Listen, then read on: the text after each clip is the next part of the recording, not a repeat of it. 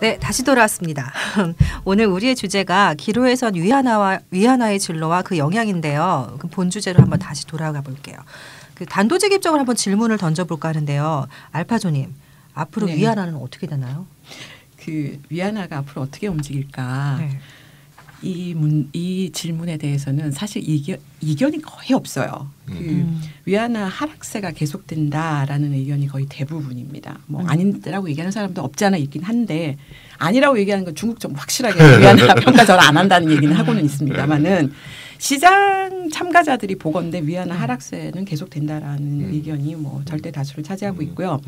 가장 중요한 근거를 보면은 현재 위안화 수준이 과도하게 고평가돼 있다라는 사실 때문입니다. 여기서 이제 위안화가 고평가되었다는 판단은 우리 실질 실효 환율을 보면 입증이 실제로 됩니다. 아니, 발음이 너무 어려워요. 실질 실효 환율이요? 네네. 네. 그 실질 실효 환율이라는 게 우리가 보통 명목 환율이라는 게 있어요. 이거는 우리가 늘 보면은 뭐 그렇죠. 그 신문에 나는 게 고시되는 은행에 가서 그러니까 고시되는 1달러에 뭐 저기 오늘 보니까 뭐 1,140원인가 뭐 이렇게 나오는데요. 이제 이런 것들이 다 명목 환율인데요. 명목 환율은 그 두 나라 통합만 비교가 가능하잖아요. 이제 그렇기 때문에 실제로 그 나라의 진정한 통화 가치, 그러니까 대외 구매력을 얘기하는 건데 이 대외 구매력을 정확하게 보여주지 못하는 거예요. 왜냐하면 한 나라만 그 무역 거래를 하는 게 아니잖아요.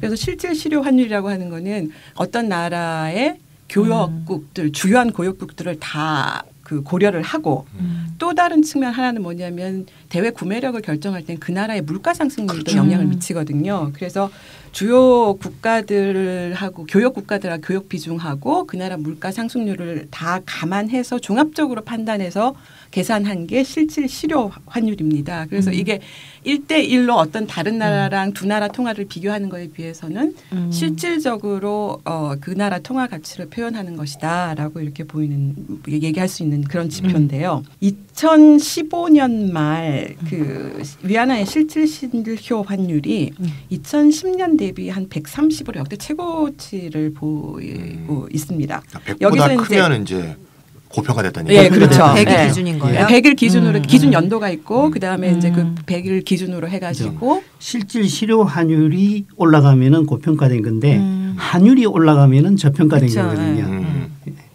혼돈할 수 있습니다. 네, 그래서 이게 한때 그 작년 말이 언제더라? 하여튼 작년 언제쯤에는 131까지 올라가죠. 뭐 역대 최고치를 기록한 적이 있고 실제 실효 환율이 그러니까 그게 뜻하는 바는 2010년도에 비해서 위안화 가치가 한 30% 절상되어 있다라는 그런 뜻이죠.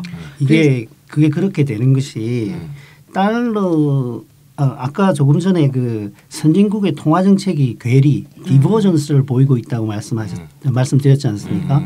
그러니까 통화 정책이 유럽과 일본은 평가 절하 조치에 해당하는 통화 확장 정책을 쓰고 있단 말이죠.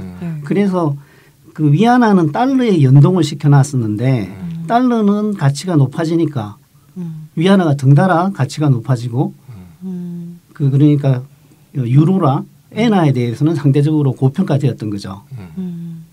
그래서 위안화가 현재 과도하게 평가가 되어 있으니까 앞으로 위안화 절하가 불가피하다는 이제 의견들이 시장 참가자 판단이죠. 그러니까 이게 금방 저 유프로님 말씀하신 내용이 바로 실질 실효 환율에서 이렇게 드러나는 것이에요. 그게 그래서 위안화가 그 예전까지는 이게 위안화가 그 저평가돼 있다는 말들이 되게 많았었는데 사실 내부 실상을 보면은 그러니까 다른 통화들에 비해서는 엄청나게 고평가돼 있었다라는 게 그게 이제 사실인 것이고 사실이 그래 시장 참가자들이 그렇게 보니까 위안화 하락세가 될 수밖에 없는 거 아니냐 이제 그런 얘기들이 나오는 겁니다. 그러면 또 다른 또 근거는 또 있나요? 네, 뭐 다른 근거를 대본다면 저도 위안화 약세가 앞으로 예상된다라는데 비슷한 생각을 가지고 있습니다. 다른 근거로는 중국 정부도 사실상 위안화 약세를 원하고 있지 않나 하는 건데요. 이제 위안화 방어에 나섰던 중국 정부도 위안화 약세를 원한다는 게 좀 이율배반적으로 들릴 수도 있는데요. 이제 중국은 아직까지 정책적 개입이 환율에 결정적인 영향을 미칩니다. 그런데 중국 정부가 2005년 이후에 계속적으로 철상을 용인해 왔는데 위안화의 절상, 달러 대비 위안화의 가치의 절상을 용인해 왔는데 2014년을 거치면서 방향 전환을 한 것 같아요. 조금 전에 말씀드렸던 선진국들의 통화 정책의 괴리와도 관련이 되어 있는데요. 2014년을 거치면서 중국의 수출이 이상 징후를 보이기 시작했습니다. 예를 들어보면 지난해 2015년 7월부터는 중국 수출이 계속 연속해서 하락하고 있거든요. 그 이전부터 성장세가 둔화되기 시작했고요. 이런 수출의 감소 때문에 위안화가 고평가되었다는 데서 오는 이제 위기 징후를 중국 정부가 읽은 건 아닌가라고 생각을 합니다. 그래서 중국 정부는 이러한 위기감에서 평가 전환을 하지 않을까 생각하는데요. 중국 정부로서는 지금 내수가 살아나지 않는 상태에서 수출이 더 빠르게 감소하고 있단 말이죠. 그리고 선진국들은 세계 경제 위기 이후에 미국, 유럽, 일본 전부 다 양적 완화를 실시해 왔지 않습니까? 최근에 미국은 태도를 바꿨습니다마는 예전에 경제 위기 이후에 비해 본다면은 양적 완화를 엄청나게 실시한 상태에 있는 거거든요. 이런 상황에서 위안화만 홀로 강세를 유지할 수 있느냐 하는 생각을 중국부가 가질 수 있다라는 것이죠. 바로 이 지점에서 그 중국 정부가 작년 12월 중순에 환율 제도를 바꾸겠다라는 계획을 발표를 합니다. 그러니까 그때가 언제냐면 이제 미국이 금리 인상을 하기 바로 직전인 것인데요. 그때 달러와 연동제를 포기하겠다. 그리고 대신 복수통화 바스켓 제도를 시행하겠다라는 발표를 합니다. 이게 이제 달러와의 그동안의 연동을 시켜놓으니까 조만간 미국이 금리 인상을 하게 되면은 달러화 가치가 올라가면 위안화 가치도 강세가 보일 수밖에 없잖아요. 이제 그거에 대비를 해서 그렇죠. 이제 환율 제도를 이제 바꾸겠다라고 발표를 한 것이죠. 복수통화 바스켓 제도 어려운 말이. 복수통화 바스켓 제도는 지금까지 그러니까 사실 중국이 복수통화 바스켓 제도를 실행한다고 얘기한 건 이번이 처음은 아니에요. 2005년도에 그 중국이 환율 제도를 바꾸면서 그때도 이제 복수통화 바스켓 제도를 도입을 한다라고 얘기를 했었거든요. 이제 그러면서 그 전까지는 딱 환율이 고정돼 있다가 그 다음부터 이제 환율이 약간씩 이제 변동하기 시작을 하는데 복수통화 바스켓 제도라고 하는 거는 좀 전에 그 실질실효 환율을 설명을 드렸는데 그 실질실효 환율을 계산하는 방식하고 사실 같은 거죠. 그래서 달러와 하나에만 연동을 시키는 게 아니라 그 중국의 주요 무역 상대국 국가들 다 통화를 하나의 바구니에 담아서 이제 그것하고의 위안화 그걸 다 종합해서 위안화 가치를 매기겠다라는 것인데 이제 13개 나라를 선정을 했다라고 이제 작년 12월에 발표를 했죠.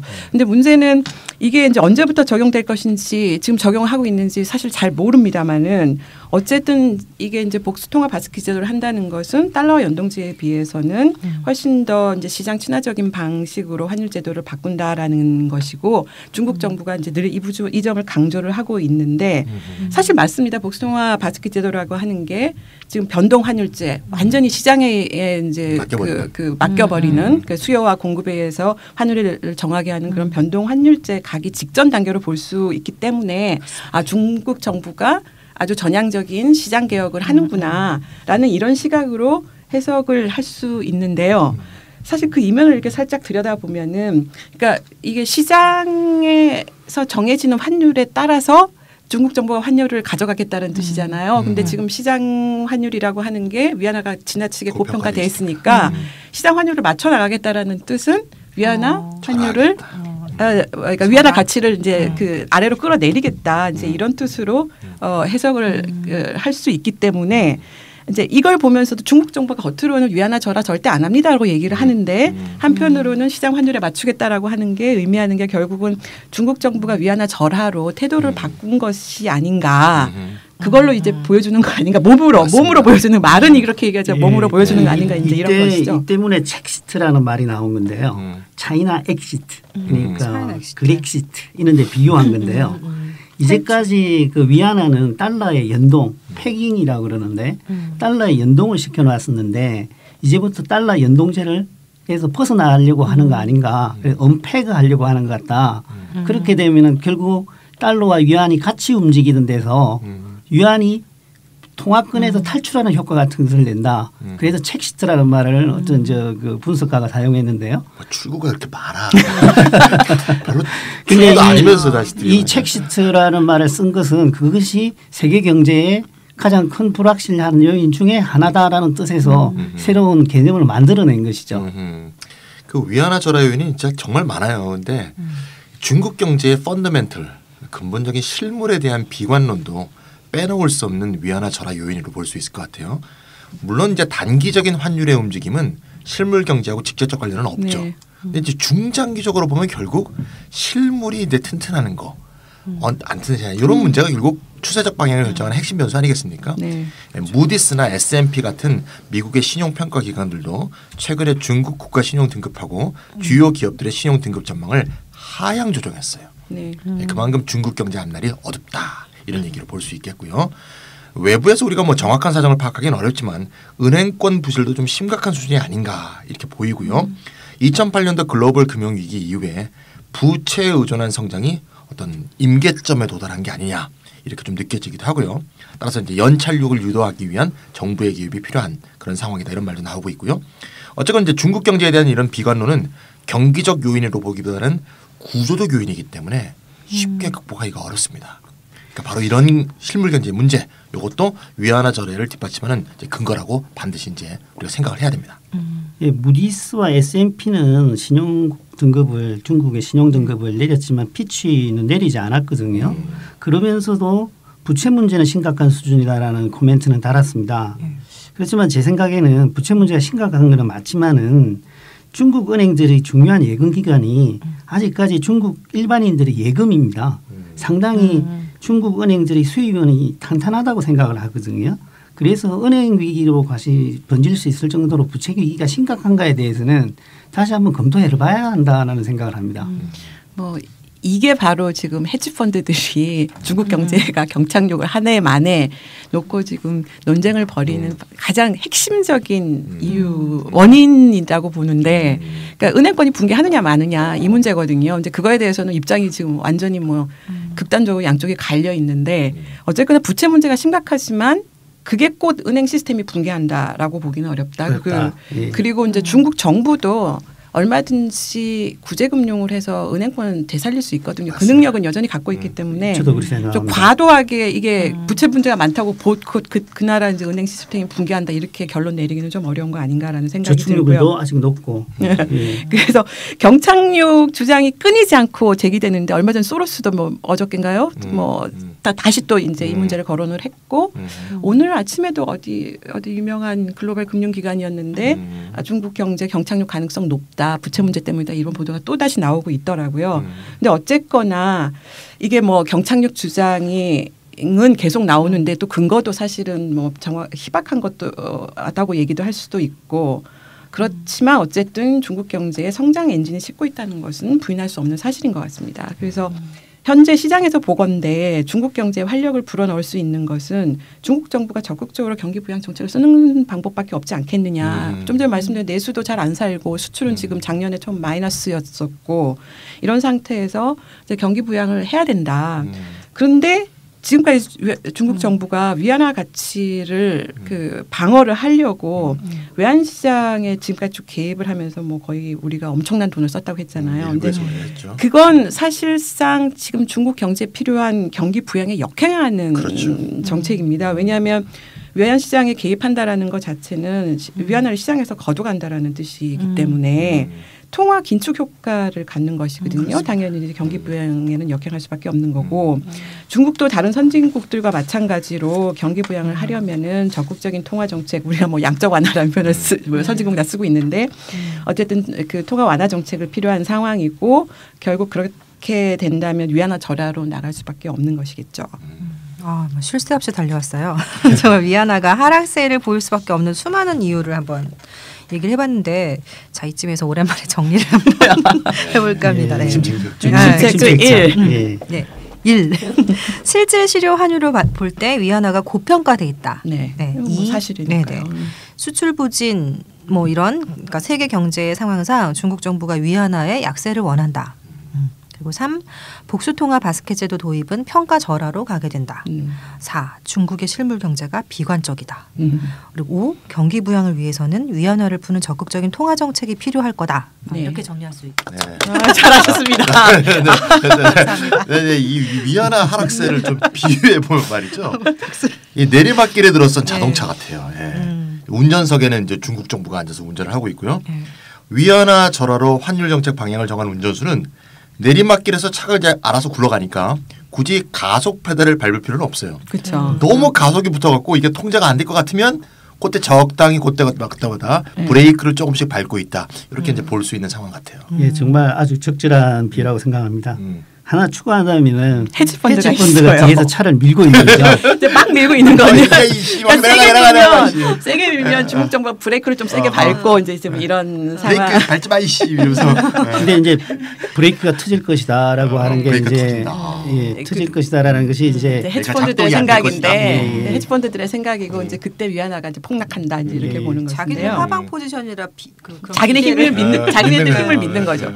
근데 그 시장 참가자들이 뭐 좀 전에 말씀드린 것처럼 위안화 평가 절하된다는 건 기정사실처럼 이렇게 받아들이고 있는데 이제 문제는 속도와 방식입니다. 이제 브레이크를 얼마나 세게 밟느냐 안 밟느냐 이제 이 문제인데 평가 절하 방식과 관련해서 속도와 관련해서 중국 내부에서 이 전문가들은 지금 중국 정부가 보이는 태도, 그러니까 브레이크를 밟았다 놨다 이런 식으로 그렇죠. 찌끔찌끔 속도 조절을 하는 게 오히려 더 문제가 있다. 차라리 한꺼번에 그냥 왕창 내리자. 그게 더 나은 방법이다라고 이렇게 주장을 하고 있는데요. 우리가 그 작년부터 해서 올해 초까지 중국 정부의 환율 방어전을 이렇게 보면 거의 이제 고정 환율제를 거의 유지하다시피 하는 상황에서 그렇죠. 변동폭을 이제 그 중국 정부가 제한을 하고 있으니까 환율을 통제를 하고 있는 상황에서 천천히 위안화 가치를 이렇게 내리는 게 오히려 이제 환투기 세력들을 끌어모으는 효과를 갖고 있는 거예요. 그래서 더 위험하다, 더 통제 불능 상태가 될 수가 있다. 그러니까 그냥 기습적으로 한꺼번에 왕창 내리자. 근데 이게 원래 이제 중국이 늘 해왔던 방식이어서. 그러니까 이게 더 그 중국한테 유리한 방식이다 이렇게 주장하는 사람들이 꽤 많습니다. 그래서 이게 이제 중국 내부에서 이제 이런 주장이 계속 나오니까 골드만삭스나 이제 글로벌 금융 기관들 같은 경우에도 위안화 전망을 하면서 약세로 약세 전망을 하는데 그러니까 이게 속도랑 관련해서 위안화가 급락할 수도 있다. 이 가능성 자체를 배제할 수는 없다. 이런 평가들을 내리고 있는 중이죠. 근데 제일 중요한 건 중국 정부가 어떤 선택을 할 것인지는 사실 아무도 모른다라고 얘기하는 게 맞겠죠. 골드만삭스는 완만한 약세를 기본적으로 자기 베이스라인으로 하고 있는 것 같고요. 그럼에도 불구하고 요 말을 꼭 추가를 하는 거예요. 예. 그러니까 완만하게 이제 내려갈 거라고 보는데 그렇지만 급락 가능성도 있다 이렇게 얘기하는 거죠. 그러면 위안화 절하는 이제 대세라고 봐도 무리가 없고, 근데 지금 이제 잠시 휴전 상태라고 하는데 그 헤지 펀드들의 공격은 언제든지 다시 재개될 수 있는 거잖아요. 그럼 그렇게 손해를 많이 봤는데 얘네들이 가만 있겠어요? 그렇죠. 가만 안 있죠. 예. 지금 우리가 지금 녹음하고 있는 날짜가 지금 4월 22일인데요. 네. 아까 알파조님도 말씀하셨죠. 어제 헤지 펀드의 이제 대장격인 조지 소로스가 아시아 소사이어티 행사에 참여해서 중요한 발언을 하면서 중국 경제를 또 공격했어요. 그러니까 내용을 좀 보면. 빚으로 쌓아올린 중국 경제는 금융위기 직전의 미국, 즉 2007년 8년의 상황과 흡사하다. 이건 거의 저주 아니야 이거. 네. 그러면 반부패 사정 작업을 강화할수록 중국에서 자본 유출 현상은 심화될 것이다. 심화될 것이다. 이게 막 죄를 막 뿌리면서 한 가지는 호평했어요. 아까 우리가 봤던 복수통화 바스켓 시도는 긍정적으로 평가했죠. 예, 절하해라. 예. 절하해라는 거죠. 소로스 뒤끝이 아, 그렇죠. 절대 포기하지 않죠. 예. 엄청 분해하는 막 그렇게 네. 느껴지는데 그 위안화 폭락의 불길을 다시 막 지피고 있는 그렇죠. 거잖아요. 막 지피는 거죠, 막. 예. 그럼 궁금한 게 헤지 펀드가 다시 이제 공격을 시작하면 중국 정부가 외환 보유고를 다시 또 털어서 풀어서 또 다시 환율 방어전에 나설까 아니면 좀 그럴 여력이 있나 이게 궁금한데 얘기를 그럼 중국의 외환 보유고 쪽으로 한번 넘어가 볼까 하는데요. 그 중국의 외환 보유고는 아직도 뭐 충분히 남아 있나요? 충분하다고는 말할 수 없는 것 같습니다. 그러니까 작년과 올해 초에 수천억 달러를 순식간에 다 사용해 버렸단 말이죠. 깜짝 놀랐죠. 다들. 그 원래는 GDP 대비 50%면은 넘친다고 그랬거든요. 과도하게 많이 가지고 있다가 이제 문제점이라 그랬는데 이번에 줄어드는 속도를 보면은 충분한 게 아닌 것 같다는 생각을 갖게 됩니다.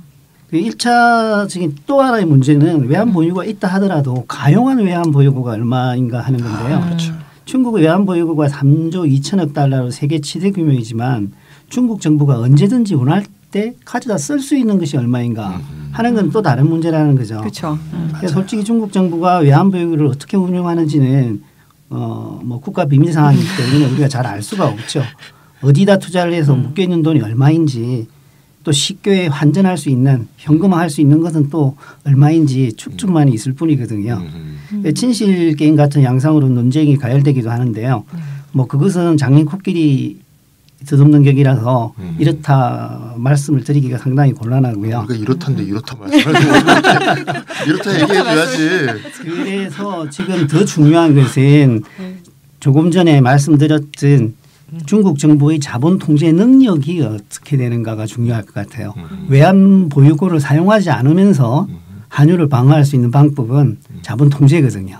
근데 이제 뭐 그 부분에 대해서는 또 이게 입장이 나뉘고 있고 자본 통제 확실하게 할 수 있다 없다나 입장이 나뉘고 있고 좀 전에도 얘기를 했었지만은 어쨌든 중국 정부가 환율 변동폭을 제한하는 이 상태에서는 환투기 세력의 표적에서 벗어나기는 어렵다.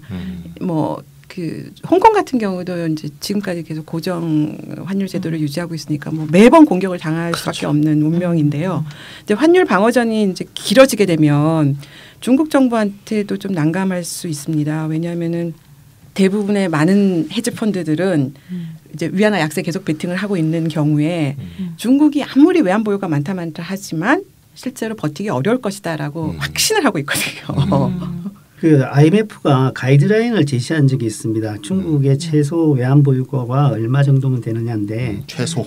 예, 최소 고정 환율제를 유지하고 있고 자본 통제가 강하지 않다는 조건에서는 2조 7천억 달러 정도였고요. 적어도 이 정도 있어야 된다. 예, 그렇죠. 네네. 만약 중국 정부가 변동 환율제를 채택하고 자본 통제를 강화할 경우에는 최소한 1조 2천억 달러면 된다. 그러니까 변동 환율제를 채택한다는 것은 환율에 개의치 않는다는 거와 마찬가지이기 때문에 외환 보유고 쓸 일이 없죠. 거죠. 외환 보유고로 쓸 일이 없죠.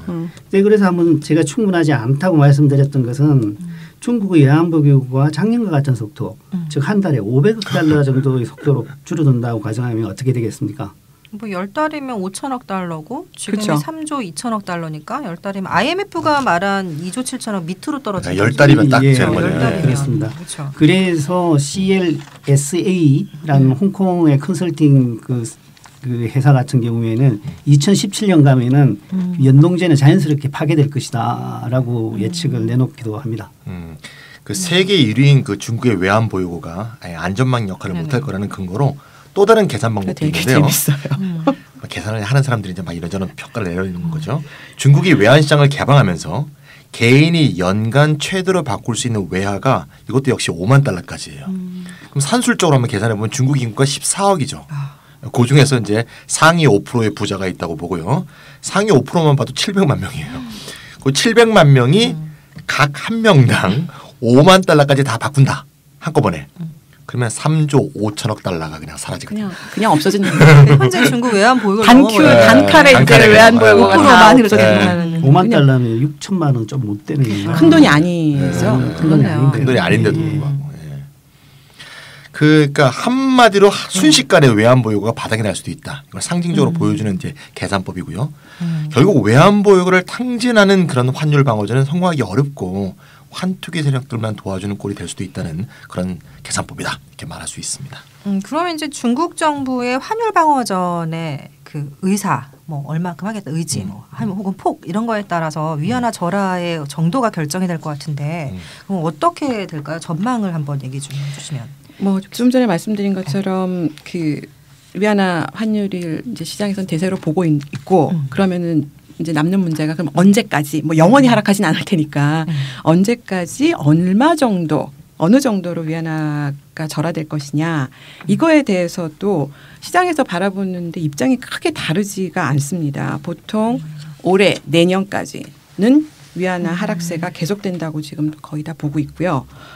그 절하 폭은 그 앞서 그 말씀드렸던 실질 실효 환율 100 있잖아요. 네, 그 수준, 그러니까 시장이 얘기하는 이게 균형 환율인데 그 수준으로 떨어질 것이다. 그리고 떨어지는 게 맞다. 이제 이렇게 얘기를 하고 있어서 기준 시점을 어디로 잡느냐에 따라서 뭐 편차가 당연히 있겠지만 뭐 한쪽에서는 15%다, 한쪽에서는 40%까지 이제 절하가 필요한 상황이다라고 얘기를 하고 있는데 이걸 이제 수치로 표현을 해보면은.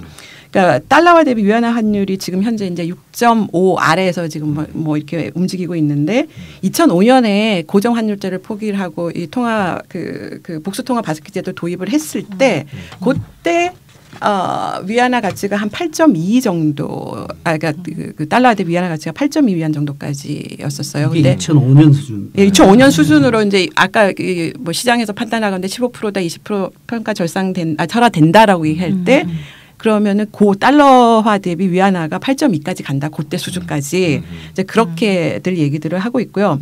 좀 전에 말씀하신 것처럼 그 유프로님 말씀하셨는데 골드만삭스는 이제 그 점진적으로 좀 보수적으로 평가를 하고 있어서 올해 이제 7위안까지 갔다가 내년 7.3위안까지 간다. 그래서 보수적으로 전망을 하고 있고 이제 다른 극단에서는 그러니까 헤지 펀드들 같은 경우에는 더 떨어진다라고 이제 보고 외환보유액이 한 2조 달러대로 지금 3조 2천억인데 2조 달러 떨어지면은 중국 정부가 아마 포기할 것이다. 그 방어전을 포기할 것이다. 그렇게 되면 이제 환투기꾼들이 뭐 벌떼같이 달려들겠죠. 그러면서 위안화 가치가 50%까지 폭락할 수도 있다. 이렇게 내다보는 경우도 있습니다. 이게 책시트인데요. 환율 방어를 포기해버리면서 연동제를 포기해버리는 거죠. 네.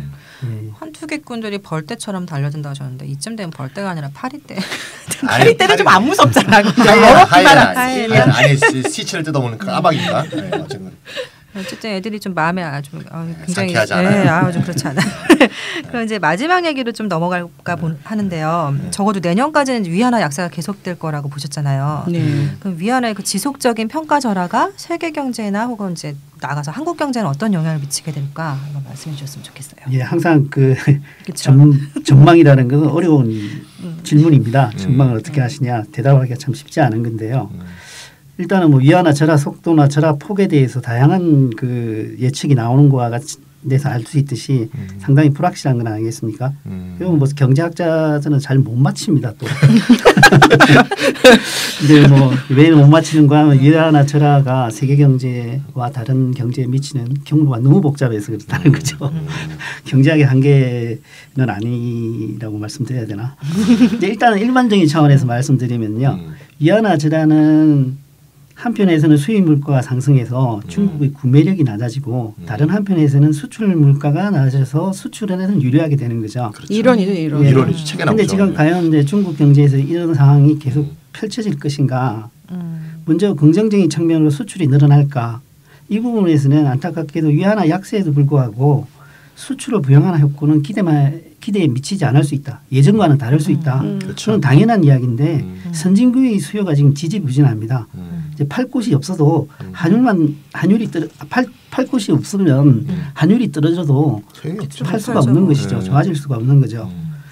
그래서 수출이 중국이 내수 부진에서 탈출하는 그 탈출구가 되기는 어려울 것이라는 생각이 들고요. 또 하나는 중국이 내수 중심 모델로 전환하겠다고 2012년에 공식적으로 발표해 놓고 있지 않습니까? 네. 그런 정책 목표와도 사실상 충돌됩니다.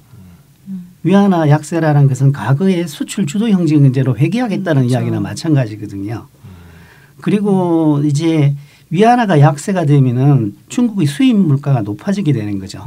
그러면은 이제 상품재들 원자재 가격이 올라가게 됩니다. 원자재 가격이 올라가게 되면 중국이 또 그 수요를 줄이게 될 테고 그렇게 된다면 브라질, 아르헨티나, 칠레, 러시아 등 이 원자재를 수출하는 경제가 지금도 어렵습니다만은 더 어려워질 수가 있는 거겠죠. 그런데 또 하나 이제 많은 사람들이 지적하는 것이 홍콩이나 중국의 자산 가격이 하락할 수 있는 위험이 있습니다. 안 그래도 지금 중국의 부동산 시장이 과열돼 있다. 버블이라고 이야기하기도 하는데 위안화가 약세를 빚게 되면은 그 자산 가격이 급락할 수도 있다라는 예상을 내놓고 있는 사람들도 있습니다. 네, 위안화가 이렇게 평가절하 자꾸 하면 결국 전 세계적인 환율 전쟁이 일어날 거예요. 세계 교육은 줄어드는데 자기들만 환율 일을 안 하고 있으면 자기들만 피박 보잖아요. 막 환율 전쟁이 막 본격화될 수 있고요. 이미 아시겠지만 여러 번 나왔지만 선진국들은 마이너스 금리, 양적 완화 등을 통해서 경쟁적으로 자국 통화 절하를 이미 했고요. 이제 중국이 환율 전쟁에 이제 본격적으로 동참하게 되면 수출에서 중국과 경쟁하는 다른 신흥 개발국들도 수출 경기 부양을 위해서 너도 나도 자국 통화 가치를 끌어내려고 할 것이거든요. 그러니까 이미 하고 있는 선진국에다가 개발도상국까지 참여한 전 세계적인 환율 전쟁이 벌어지는 거죠. 환율 전쟁. 예. 그 전 세계 환율 전쟁 굉장히 무서운 시나리오인데 네. 어쨌든 뭐 또 다른 부작용으로 중국발 디플레이션이 전 세계로 수출된다. 그럴 가능성이 높다라는 공이 내놓는 예측입니다. 충분히 예상할 수 있는데 중국이 워낙 이게 덩치가 큰 수출 국가라서 그런데 그러니까 지금 근데 선진국에서 지금 디플레이션하고 전쟁을 벌이고 있는 상황이거든요. 근데 이제 그렇게 되면 그 상황이 더 악화될 수 있다. 이제 뭐 양적 완화 아무리 해도 마이너스 금리를 해도 지금 제대로 이제 디플레이션 극복 못하고 있는데 상황 더 악화될 수도 있다. 근데 또 이게 디플레이션이 더 악화될 수 있다라고 하는 또 다른 분석이 나와 있는 게 위안화가 절하가 되면은 국제유가 하락을 더 부추길 것이다, 가속화할 것이다라는 최근에 어떤 그 분석 보고서가 나왔었어요. 그러니까는 계산까지도 했던데 올해 위안화가 한 15% 절하된다고 하면은 유가가 한 $20대로 떨어지는 일이 벌어질 수도 있다. 모건 스탠리였나 JP 모건이었나 모르겠는데 하여튼 그 보고서를 냈어요. 그래서 달러화 왜 그러냐면 그러니까 아무것도 안 하고 있어도 위안화 가치가 변동하는 것만으로도 이게 그 유가가 떨어질 수 있다는 건데 왜냐하면 달러화가 달러화하고 유가가 서로 반대 방향으로 움직이는데 위안화 약세는 달러 강세를 고도 의미하는 것이기 때문에 유가 하락 압박할 수밖에 없는 거 아니냐. 그래서 더더군다나 거기에다 더해서 위안화 절하로 좀 전에 유프로님 말씀하신 것처럼 그러니까 수입 물가 당연히 오르겠죠. 그럼 원유 수입 가격이 오르니까 원유 수입이 줄어들어서 거기다 더해서 이제 유가 하락을 더욱 더 부추길 것이다. 지금보다 더 유가가 하락한다. 그러면 뭐 디플레이션도 더 심화될 수밖에 없는 거 아닌가. 이제 이런 걱정들을 하고 있습니다. 지금.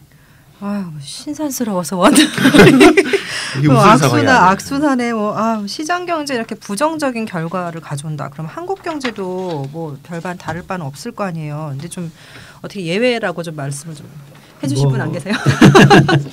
예외이기가 힘듭니다. 우리가 한국 경제가 세계 경제에 상당히 통합이 많이 되어 있기 때문에요.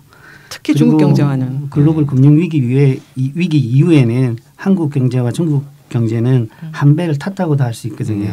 모든 것이 같은 방향으로 움직인다고 보면 될 겁니다. 특히 양국의 환율과 금융시장이 동조화 현상을 보이고 있어서 원화 가치도 덩달아 떨어질 수가 있고요. 그렇게 된다면 자본 유출이 우리나라도 일어나게 돼서 국내 금융자산 가격이 하락할 수도 있다라는 생각을 합니다. 근데 이거는 작년 8월 달에 위안화 가치가 한꺼번에 팍 절하됐을 때 올해 초에 위안화 가치가 팍 한 번 또 떨어졌을 때 그때 이미 경험했어요. 그러니까 우리나라 주가 폭락했거든요. 이제 그러면서 이게 국내 증시에도 그러니까 일본 그러니까 중국에서 먼저 증시가 폭락하고 이제 한국에서 증시 이렇게 폭락을 했기 때문에 어쨌든 한번 경험한 게 있고 그럼 국내 금융자산 가격도 타격을 받을 수밖에 없다. 그리고 뭐 당연한 이야기인데 중국산 제품의 수입이 늘어나면서 국내 시장이 또 잠식 당할 수가 있겠고요. 그렇겠죠. 그리고 또 뭐 적지 않은 문제는 중국인 관광객이 급감할 수가 있습니다. 요커? 그렇죠. 예, 위안화가 약세니까. 중국 관광객이 한국 경제 내수에 큰 영향을 미치는데요. 거기에는 상당한 부정적인 영향을 미칠 것 같습니다. 네, 기로에선 위안화를 주제로 토론을 해봤어요. 이렇다 13회. 근데 이제 처음 얘기할 때는 굉장히 어려운 얘기가 될까 생각했는데 유프로님, 알파조님, 찬이쌤 이렇게 얘기를 하다 보니까 좀 뭐 그렇게 어렵지만은 않네요. 그래서 머릿속에 좀 명쾌해지는 것 같기도 하고. 한마디로 무원칙한 위안화 절하는 좀 곤란하다. 뭐 이런. 그리고 그렇죠. 중국 경제에도 큰 도움 안 되고 세계 경제에는 부정적 영향이 더 큰 것 같고요. 근데 이제 1929년에 대공황 시대가 그랬듯이 뭐 너 죽고 나 살자 이런 식의 이기적인 정책은 다 같이 망하는 길이 아니었나 하는 그 교훈을 다시 한번 되새겨야 하지 않을까 싶습니다. IMF의 라가르스 총재가 늘 하는 말인데요. 국제적인 협조가 중요하다.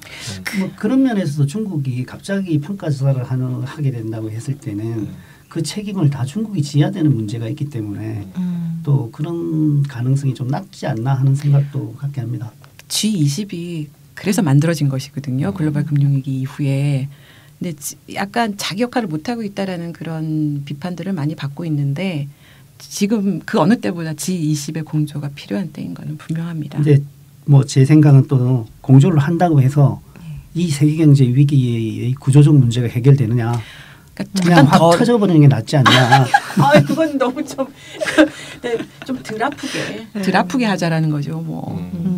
뭔가 새로운 구조 개혁의 어떤 계기를 삼을 수 있지 않을까 이런 얘기죠. 그런 다 죽자는 얘기는 아니죠. 네. 세상이 다 죽는 거 아니에요? 세상이 망하지는 않습니다. 네, 많은 여운이 남는 이렇다 13회였습니다. 이것으로 이번 시간을 마칠까 해요. 네, 다음 주에 다시 뵙고요. 청취자 여러분들 건강하세요. 네, 모두 건강하십시오. 예, 다음 주에 뵙겠습니다. 다음 주에 뵙겠습니다.